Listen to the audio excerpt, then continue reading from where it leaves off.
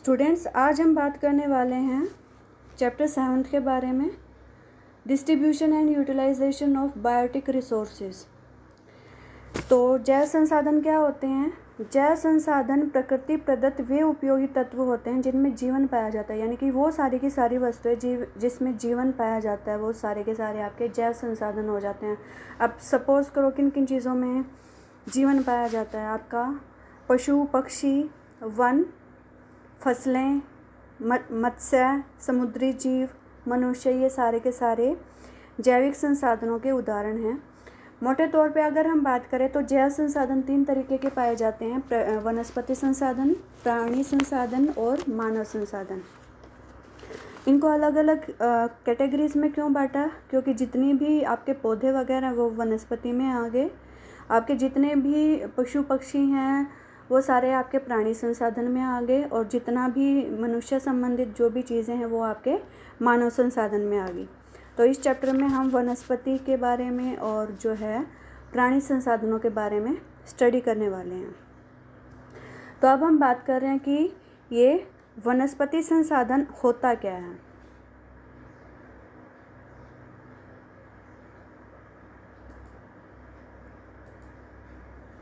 वनस्पति संसाधन किसी विशिष्ट पर्यावरण में एक दूसरे के साहचर्य में पनपने वाले पेड़ पौधों की विभिन्न जातियों के समूह को वनस्पति बोलते हैं। यानी कि किसी एक पर्टिकुलर एनवायरनमेंट होगा जहाँ पे एक दूसरे की हेल्प लेके बहुत सारे पेड़ पौधे जो हैं उनकी ग्रोथ होगी, उसको हम वनस्पति बोलते हैं। वनस्पति 3 तरीके की हो सकती है। वन हो सकते हैं उसमें, घास भूमि हो सकती है उसमें, और झाड़ियाँ हो सकती हैं उसमें। ठीक है, अब हम बात कर लेते हैं कि ये वन संसाधन क्या होते हैं। वन संसाधन प्राकृतिक रूप से उगने वाले और खुद ही बढ़ने वाले पेड़ पौधों और घास के सघन आवरण को वन बोला जाता है। वनों के बनने में या वनों के उगने में किसी का कोई योगदान नहीं होता। ये सारी की सारी वनस्पति खुद ब खुद जो है उगती है और ग्रो करती है। ठीक है, वन हमारे लिए बहुत ज़्यादा महत्वपूर्ण होते हैं, इसी वजह से इनको जो है हम हरा सोना या हरे फेफड़े बोलते हैं। ठीक है, अब हम बात कर लेते हैं कि वन संसाधनों को प्रभावित करने वाले कौन कौन से कारक होते हैं। वन संसाधनों को प्रभावित करने वाले बहुत सारे कारक होते हैं, क्योंकि किसी भी जो क्षेत्र की वनस्पति है वो एक पैमाना होती है वहाँ की कैसी जलवायु होगी उसका। तो कहीं ना कहीं जलवायु सबसे ज़्यादा असर डालती है किसी भी क्षेत्र की जो आपका वनस्पति होती है। तो इसके ऊपर धरातल, जलवायु, भूगर्भिक संरचना, प्रकाश की अवधि, मिट्टी की दशा, ये सारी की सारी किसी भी क्षेत्र की जो वनस्पति होती है उसको प्रभावित करती हैं। ठीक है, तो पेड़ पौधों पे सबसे ज़्यादा असर जलवायु का देखने को मिलता है, क्योंकि जलवायु क्या होती है? जलवायु ही प्रभावित करती है कि पेड़ों की ऊंचाई कितनी होगी, पेड़ों की मोटाई क्या होगी, पत्ते किस तरीके की होंगे, जड़ें किस तरीके की होगी, पेड़ों की छाल किस तरीके की होगी, लकड़ी कोमल होगी वृक्षों की या कठोर लकड़ी होगी। तो ये सारे के सारे जो फैक्टर्स हैं ये जलवायु की वजह से प्रभावित होते हैं। आर्द्रता और जलवायु जो हैं इनकी मात्रा के आधार पर वनस्पति छोटी हो सकती है, वनस्पति लंबी हो सकती है, सदाबहार हो सकती है, पतझड़ी हो सकती है, सघन हो सकती है, विरल हो सकती है, कटीली हो सकती है, कोमल हो सकती है। तो आपको पता ही है कि जलवायु के जो 2 महत्वपूर्ण तत्व होते हैं उनमें तापमान और आपकी आर्द्रता आ जाती है। तो तापमान और आर्द्रता की मात्रा के अनुसार ही वनस्पति की ढेर सारी विशेषताएं होती हैं, जैसे वो लंबी हो सकती है, छोटी हो सकती है, सदाबहार हो सकती है, कटीली हो सकती है। इसी कारण जो है वनस्पति को जलवायु का मापदंड बोला जाता है। तो जलवायु आप इसको ध्यान रखेंगे कि किसी भी क्षेत्र के वन संसाधनों को प्रभावित करने वाले कुछ क्या क्या कारक हो सकते हैं किसी भी वनस्पति को उगने के लिए। भाई धरातल किस तरीके का होगा, जलवायु किस तरीके की होगी, उसकी पानी की अवेलेबिलिटी किस तरीके की है, वहाँ की भूगर्भिक संरचना किस तरीके की है, मिट्टी किस तरीके की है, प्रकाश कितनी देर तक प्रकाश उसको मिल पा रहा है, डेली प्रकाश मिल पा रहा है या कई महीने प्रकाश ही नहीं मिल पा रहा, बारिश मिल पा रही है या कई महीने बारिश ही नहीं मिल पा रही। ये सारी की सारी जो चीज़ें हैं ये वनस्पति को प्रभावित करती हैं। तो अब हम बात कर लेते हैं कि समरूपता के आधार पर जो वन संसाधन है वो कई तरीके के होते हैं, जैसे उष्णकटिबंधीय कठोर लकड़ी के वन, भूमध्य सागरीय वन, शीतोष्ण कटिबंधीय कठोर लकड़ी के पतझड़ी वन, शीतोष्ण कटिबंधीय मुलायम लकड़ी के कोणधारी वन। तो सबसे पहले हम बात कर लेते हैं उष्णकटिबंधीय कठोर लकड़ी के वन यानी कि ट्रॉपिकल हार्डवुड फॉरेस्ट की बात हो रही है यहाँ पे। तो जहाँ पे भी जो है तापमान या आर्द्रता में कुछ परेशानी हो जाती है तो कहीं ना कहीं उसका प्रभाव जो है वनस्पति के ऊपर देखने को मिलता है। तो उष्णकटिबंधीय कठोर लकड़ी के वन, ये इनको दो भागों में बांटा जा सकता है, भूमध्य रेखीय आर्द्र वन और मानसूनी वन। तो भूमध्य रेखीय आर्द्र वन जो है ये आपके 5 डिग्री नॉर्थ लैटिट्यूड से लेके और जो है 5 डिग्री साउथ लैटिट्यूड के बीच देखने को मिलते हैं। आप इस डायग्राम को देखिए एक सेकंड। ये वाला पोर्शन दिखाई दे रहा है यहाँ पे इक्वेटर के आसपास, ये यहाँ पे, ये यहाँ पे और ये यहाँ पे। तो भूमध्य रेखा के 5 degree north and 5 degree south के बीच में आपके भूमध्य रेखीय आर्द्र वन मिलते हैं। और इसके अलावा जो थोड़ा और जो बाकी पोर्शन रह गया वहाँ पे आपके मानसूनी वन देखने को मिलते हैं। ठीक है, तो ये वन जो है ये अफ्रीका के जायरे बेसिन, मैं बात कर रही हूँ भूमध्य रेखीय आर्द्र वन की बात हो रही है यहाँ पे। तो भूमध्य रेखीय आर्द्र वन जो हैं ये 5 डिग्री नॉर्थ और 5 डिग्री साउथ लैटिट्यूड के बीच में पाए जाते हैं।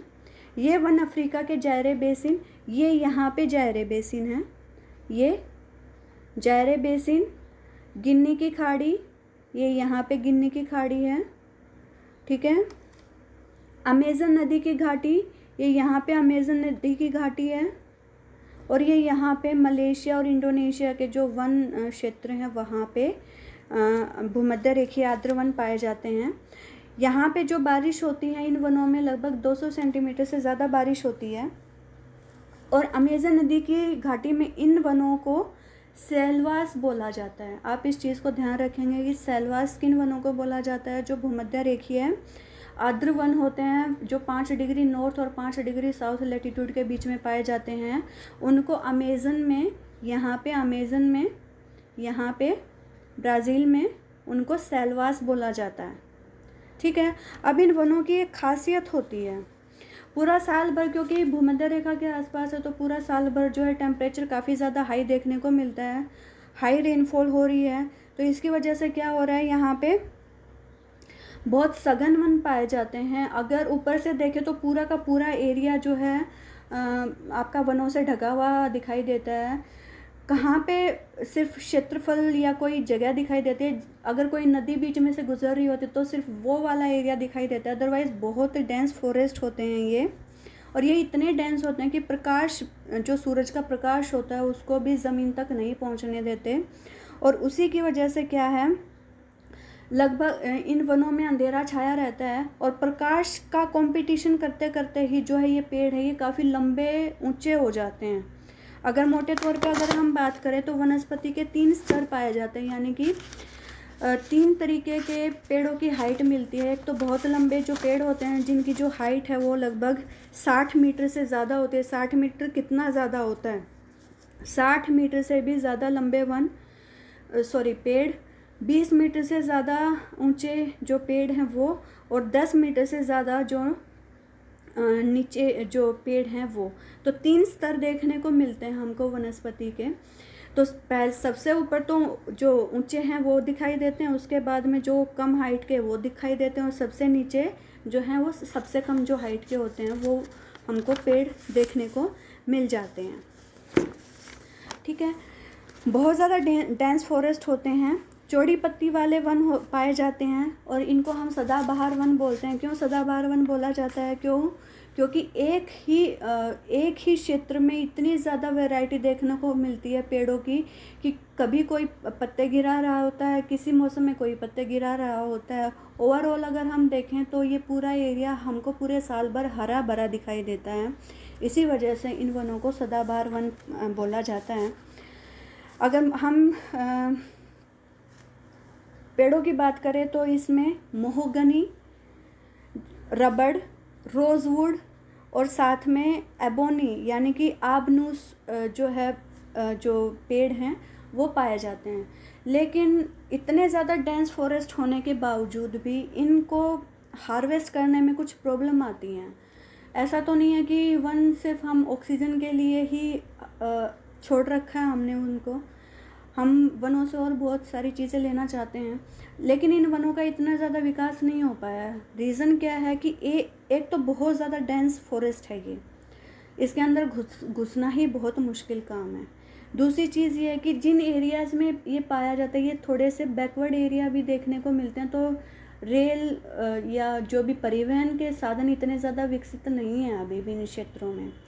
तीसरी चीज़ ये है कि हम किसी भी चीज़ का जब हार्वेस्ट करते हैं तो हम ये चाहते हैं कि हमको जो है एक ही टाइप के पेड़ मिलें, लेकिन यहाँ पे ऐसा नहीं होता। यहाँ पे एक बहुत छोटे से क्षेत्रफल में आपको बहुत सारी वैरायटीज़ देखने को मिलती हैं वनस्पति की, जो कि हमको चाहिए नहीं। तो आप सपोज़ करो कि एक पेड़ एक प्रजाति का कहीं मिलेगा, दूसरा पेड़ उसी प्रजाति का कहीं मिलेगा, तीसरा पेड़ किसी प्रजाति का कहीं मिलेगा। या ऐसा एग्जाम्पल हो कि आपने गेहूँ बोया है लेकिन आपको देखने को मिले उसमें सरसों भी देखने को मिले, चना भी देखने को मिले और आपको गेहूँ भी उसी खेत में आपको देखने को मिले, तो उसको डिफ्रेंशिएट कैसे करोगे? बड़ा डिफ़िकल्ट काम हो जाएगा। सेम चीज़ यहाँ पे हो रही है। तो इस वजह से इन जो ये वन है उनका इतना ज़्यादा दोहन नहीं हो पाया अभी तक। इसके अलावा यहाँ पे बहुत सारे जहरीले कीड़े मकोड़े देखने को मिलते हैं और बहुत ज़्यादा जो है बीमारियाँ देखने को मिलती हैं। अगर आपको याद हो तो हमने पिछली बार किया था कीन, रा, मग्गी और स्कॉर्चिंग।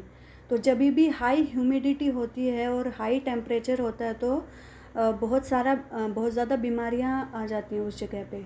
तो सेम रीज़न है यहाँ पे इस क्षेत्रफल में, क्योंकि एक तो टेम्परेचर हाई है, दूसरा बारिश हर रोज़ हो रही है, तो जिसकी वजह से यहाँ पे बहुत ज़्यादा बीमारियाँ मिल जाती हैं। तो इस वजह से लोग इनका दोहन करते ही नहीं हैं अभी तक। फिर हम बात कर ले रहे हैं मानसूनी वन की।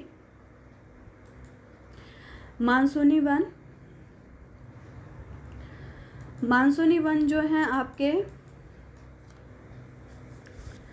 ये जो हैं लगभग 100 से 200 सेंटीमीटर के जो वर्षा वाले क्षेत्र हैं वहाँ पे पाए जाते हैं ये वन, और ज़्यादातर Bharat, Myanmar, Sri Lanka, Vietnam, Laos, Cambodia, मध्य अमेरिका, पूर्वी ब्राज़ील और उत्तरी ऑस्ट्रेलिया में पाए जाते हैं। यानी कि ये वाला एरिया जहाँ पे मानसून अपना इफेक्ट दिखाती है, मानसून की वजह से ही इस पूरे क्षेत्रफल के जितने भी जो वन हैं उनका नाम जो है मानसूनी वन पड़ा है। आप यहाँ पे देख सकते हैं,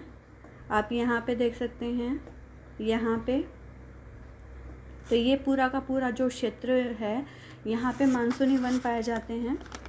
वर्षा का मैंने बता ही दिया कि 100 से लगभग 200 सेंटीमीटर तक बारिश होती है। और ये सदाबहार वन नहीं होते, इनको पर्णपाती वन बोला जाता है। क्यों?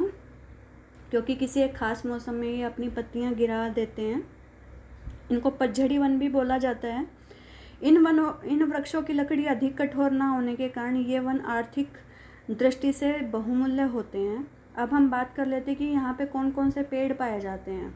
तो अपने यहाँ पे कौन कौन से पेड़ पाए जाते हैं इंडिया में, ध्यान करना, जिनका हम एज ए इमारती लकड़ी के रूप में उपयोग करते हैं, जैसे साल, सागौन, शीशम, आम, जामुन, नीम, बरगद जो हैं ये पेड़ पाए जाते हैं मानसूनी वर्षा वाले क्षेत्रों में।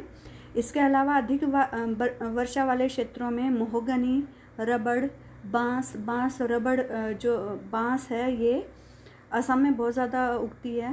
बेंत, सिनकोना, ये कुछ एक वृक्ष यहाँ पे पाए जाते हैं।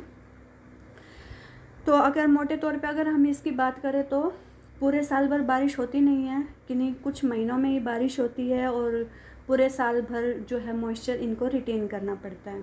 और पतझड़ी वन इसीलिए बोला जाता है इनको क्योंकि ये किसी खास मौसम में अपनी पत्तियाँ गिरा देते हैं। फिर हम बात कर रहे हैं भूमध्य सागरीय वन। भूमध्य सागरीय वन, इसका क्या मतलब है? ये भूमध्य सागर के आसपास जो क्षेत्र पाया जाता है ये यहाँ पे तो भूमध्य सागर के आसपास वाला जो भी क्षेत्र पाया जाता है ये उन क्षेत्रों में पाए जाते हैं भूमध्य सागरीय वन।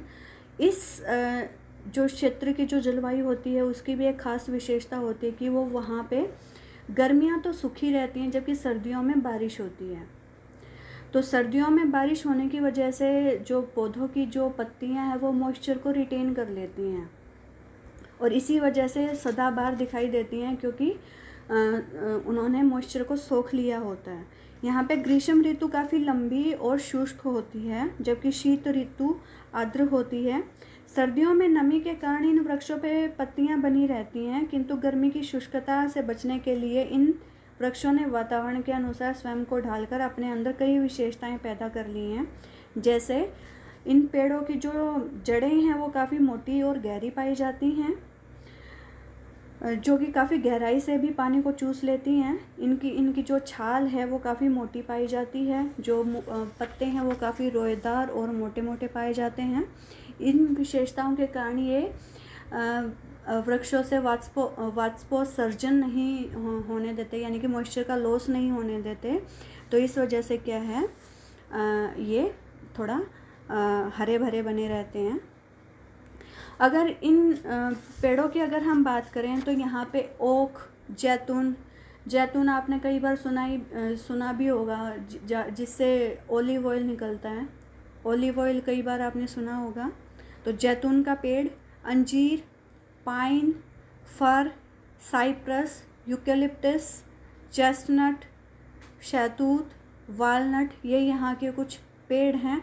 इसके अलावा नींबू, संतरा, अंगूर, नाशपाती, शहतूत वगैरह जो हैं इस क्षेत्र के प्रमुख पेड़ हैं और यहाँ पे पाए जाते हैं आपके भूमध्य सागरीय क्षेत्र में।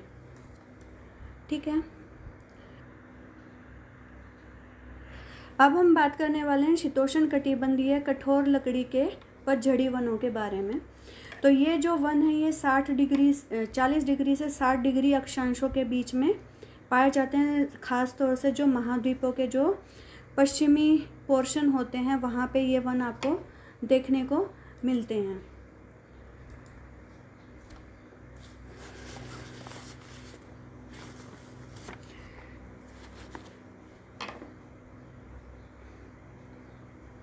तो यहाँ पे आप देख पा रहे हैं कहाँ पे हैं ये वन शीतोष्ण कटिबंध में 40 से 60 अक्षांशों के बीच पश्चिम यूरोप तुल्य जलवायु वाले प्रदेशों में पाए जाते हैं। ज़्यादातर जो ये मध्य और पूरा यूरोप है ये यहाँ पे, साथ में आपका मध्य अमेरिका, पूर्वी एशिया, साथ में आपका पूर्वी संयुक्त राज्य अमेरिका और कनाडा, ये वाला पोर्शन यहाँ पे ये पाए जाते हैं। इसके अलावा थोड़े बहुत जो दक्षिण गोलार्ध हैं उन क्षेत्रों में भी पाए जाते हैं। इन प्रदेशों की एक खासियत होती है कि ग्रीष्म ऋतु साधारण पड़ती है इन क्षेत्रों की, लेकिन जो शीत ऋतु होती है वो बड़ी कठोर देखने को मिलती है, बहुत ज़्यादा कठोर होती है। पूरा साल भर अच्छी बारिश हो जाती है जिसकी वजह से इन वृक्षों की जो लकड़ी है वो कठोर, मजबूत और टिकाऊ होती है।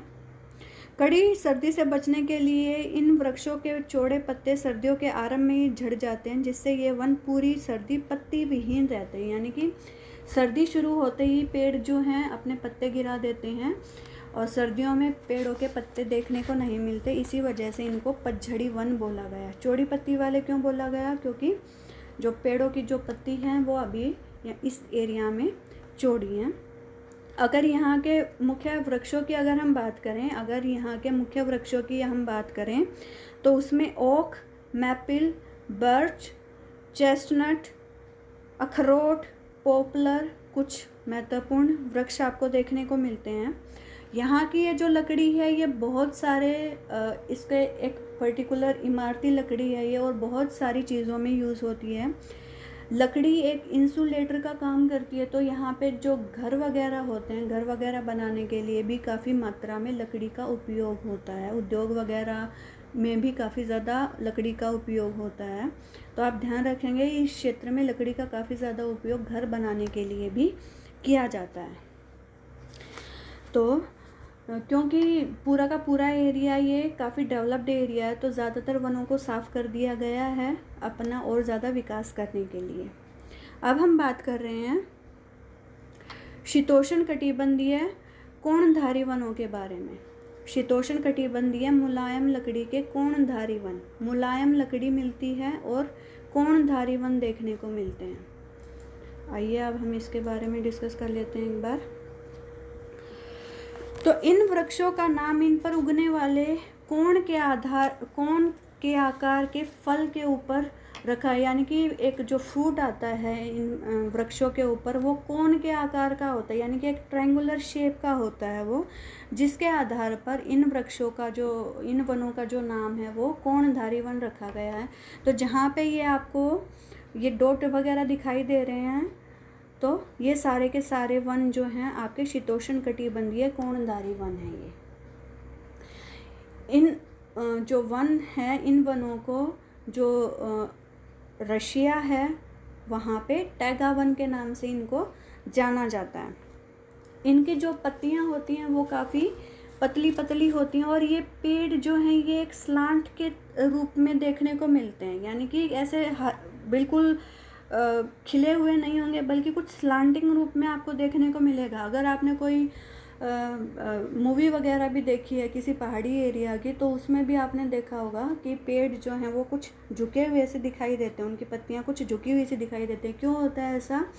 ताकि जो एक्स्ट्रा जो बर्फ़बारी हो उस टाइम पे वो बर्फ़ जो है वो फिसल के नीचे आ गिरे उनसे। तो इन वनों का विस्तार उत्तरी अमेरिका और यूरेशिया के उत्तरी भागों में 50 से 70 डिग्री अक्षांशों के बीच एक विस्तृत पेटी के रूप में पाया जाता है। इसके अलावा पर्वतीय क्षेत्रों में जो 1500 से और लगभग 2000 मीटर की हाइट है वहाँ पे भी ये वन देखने को मिलते हैं, यानी कि एक तो आपका 50 से 70 डिग्री लैटिट्यूड के बीच में आपको देखने को मिलेंगे। दूसरा ये कि जब भी आप किसी पहाड़ी एरिया के ऊपर जाओगे तो वहाँ पे 1500 से 2000 मीटर की हाइट के ऊपर आपको ये वन देखने को मिलेंगे। इसके अलावा दक्षिणी चिली, ये यहाँ पे चिली, दक्षिणी चिली, ब्राज़ील के पठार, ब्राज़ील का पठार, दक्षिण अफ्रीका और न्यूजीलैंड में ये वन पाए जाते हैं।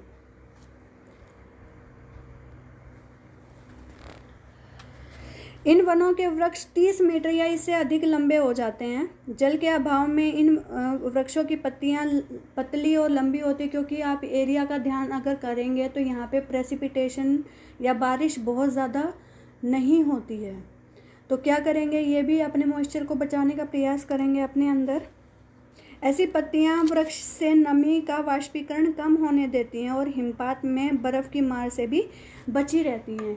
यही रीज़न होता है कि जो आपके रेगिस्तान की जो वनस्पति होती है वो उनके पत्ते काफ़ी मोटे मोटे से उसके ऊपर रोए हमको देखने को मिलते हैं। कई बार हमको उस वनस्पति के ऊपर कांटे भी देखने को मिलते हैं और जड़ें काफ़ी गहरी होती हैं।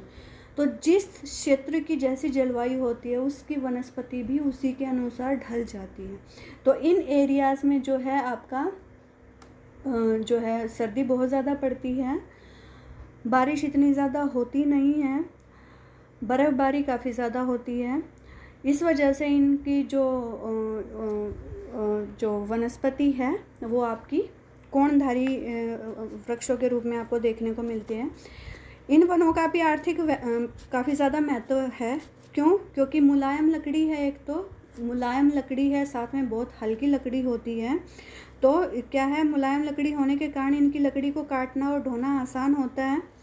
एक ही जगह पे एक ही प्रजाति के सारे पेड़ मिल जाते हैं, तो आपको ढूंढना नहीं पड़ता कि एक पेड़ कहाँ है, दूसरा पेड़ कहाँ है, एक ही जगह पे सारे एक जैसे पेड़ मिल जाते हैं, तो इनका दोहन बड़ा इजी हो गया है।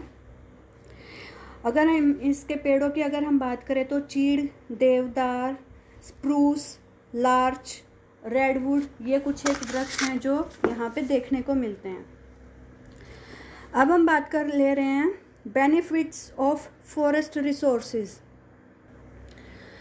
तो वन संसाधनों के बहुत ज़्यादा लाभ हैं। प्रत्यक्ष लाभ की अगर हम बात करें तो ईंधन के लिए हमको जो लकड़ी है वो वनों से प्राप्त होती है, जो इमारती लकड़ी है वो हमें वनों से प्राप्त होती है। भोजन, अभी भी बहुत सारे जो आपकी जो बहुत सारे लोग हैं जो आखेटक हैं, संग्राहक हैं, वो अभी भी अपने खाद्यान्न, अपने खाने के लिए अभी भी वनों के ऊपर डिपेंडेंट रहते हैं। औद्योगिक कच्चा माल, हमको वनों से बहुत ज़्यादा औद्योगिक कच्चा माल देखने को मिलता है, जैसे आपका हो गया गोंद, हो गया जंगली रबड़, हो गया छाल, कॉर्क, ठीक है, तेंदुपत्ता जो है ये आपका बीड़ी बनाने में काम आती हैं। इसके अलावा कागज़, हमारी जो माचिस बनती है, प्लाईवुड, लाख, खेलों का सामान, ये सारे के सारे जो उद्योग हैं ये वनों के ऊपर डायरेक्ट रूप से डिपेंडेंट हैं। वनों से हमें बहुत प्रकार की जड़ी बूटियाँ भी मिलती हैं।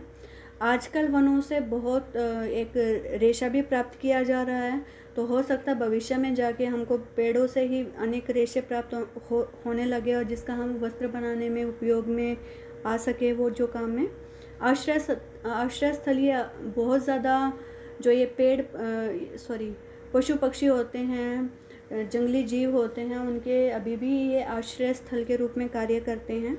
बहुत सारे लोगों को वनों से रोज़गार भी मिला हुआ है। अगर हम इसके अप्रत्यक्ष लाभों की बात करें तो वो अनगिनत हैं।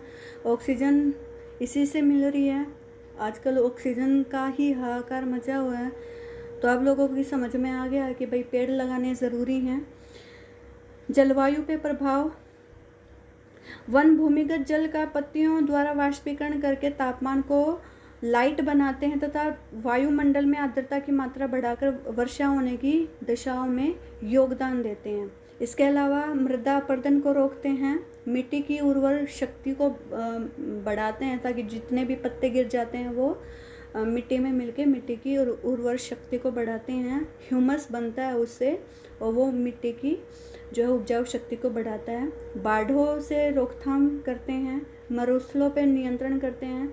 स्पेशली जो मरुस्थल हैं उसके आसपास अब पेड़ लगाए जा रहे हैं ताकि जो मरुस्थलीकरण है उसको रोका जा सके। आपने देखा होगा कि आपके जो खेत वगैरह होते हैं जहाँ पे तेज़ हवाएं चलती है उसके चारों तरफ भी जो है पेड़ लगाए जाते हैं ताकि जो ये पवन अपरदन है उसको रोका जा सके। इसके अलावा सुंदरता को बढ़ाते हैं। पर्यावरण के प्रदूषण की रोकथाम जो है वो आपके वनों से ही हो सकती है।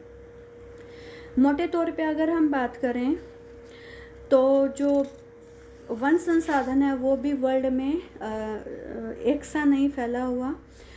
विकसित देशों में जो फैला हुआ है आपने अभी देखा भी है, जो अभी हम मैप दिखा रहे थे, तो जो विकसित देशों में जो वन मिलते हैं उनकी लकड़ी भी काफ़ी अच्छी मिलती है और वो एक ही जगह पे बहुत सारे पेड़ भी मिल जाते हैं, तो उनका दोहन बहुत ज़्यादा हुआ है।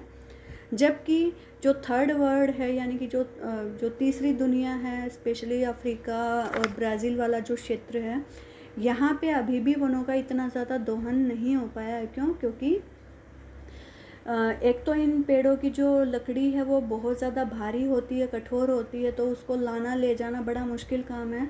दूसरी चीज़ ये, ना तो यहाँ पे अभी यातायात के साधन इतने ज़्यादा विकसित हो पाए हैं। तीसरी चीज़ ये कि यहाँ पे बहुत सारे वनों की जो है जातियाँ मिलती हैं। एक ही पेड़ की अनेक जातियाँ मिल जाती, तो एक पेड़ कहीं मिलता है, दूसरा पेड़ कहीं मिलता है, तो इस वजह से इनका अभी तक औद्योगिक दोहन नहीं हो पाया है। कुल मिला के अगर हम संसाधनों की बात करें तो वनों के अनगिनत लाभ हैं और इस स्थिति में नो डाउट कि वनों का संरक्षण करना काफ़ी ज़रूरी है। तो आज हम इतना ही करने वाले हैं।